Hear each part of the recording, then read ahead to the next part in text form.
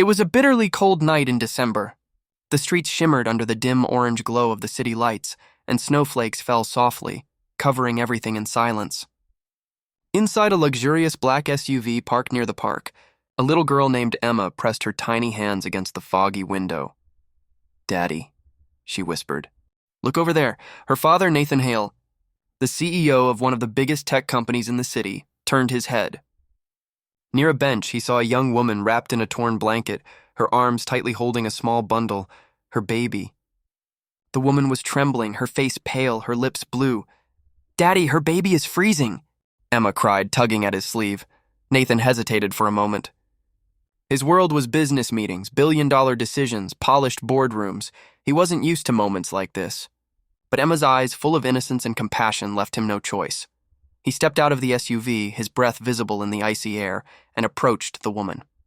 "Ma'am, are you all right?" he asked gently.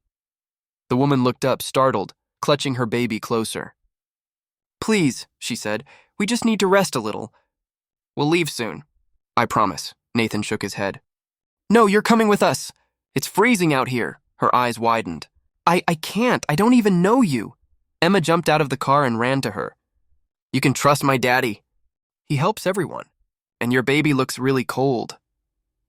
The woman looked at the little girl's genuine smile, then at her shivering child, and finally nodded. "Okay," she whispered. Inside Nathan's home, a warm, modern mansion, the woman could hardly believe her eyes. The heat, the soft lights, the smell of cocoa, everything felt unreal. "Sit," Nathan said, offering her a blanket. "What's your name?" "Lila," she murmured. "And this is Noah." Emma ran off and came back with one of her tiny blankets. "Here for Noah," she said proudly. Lila's eyes filled with tears. "Thank you, sweetheart." Nathan watched the way she looked at his daughter, gentle, motherly, grateful. Something stirred in his chest.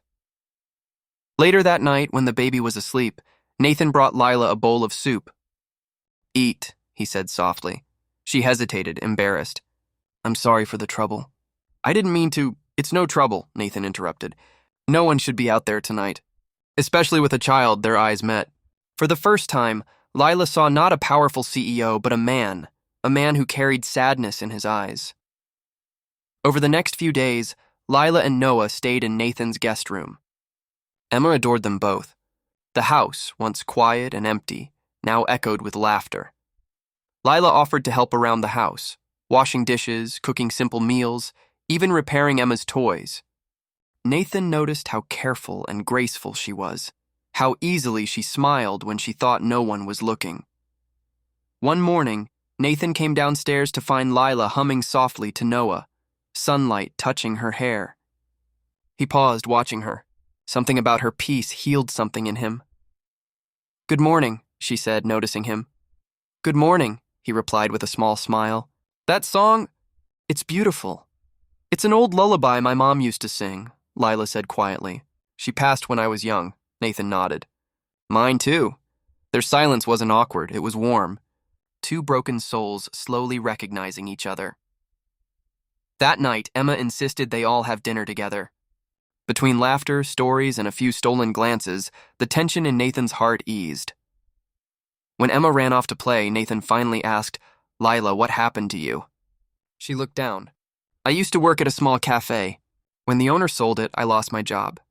Noah's father left before he was born. I couldn't afford rent. And everything just fell apart." Nathan clenched his jaw. "You didn't deserve that," she smiled weakly. "Life doesn't always give us what we deserve. But sometimes, it gives us miracles instead." Nathan's eyes softened. Maybe this is one of them. Days turned into weeks. Nathan started coming home earlier.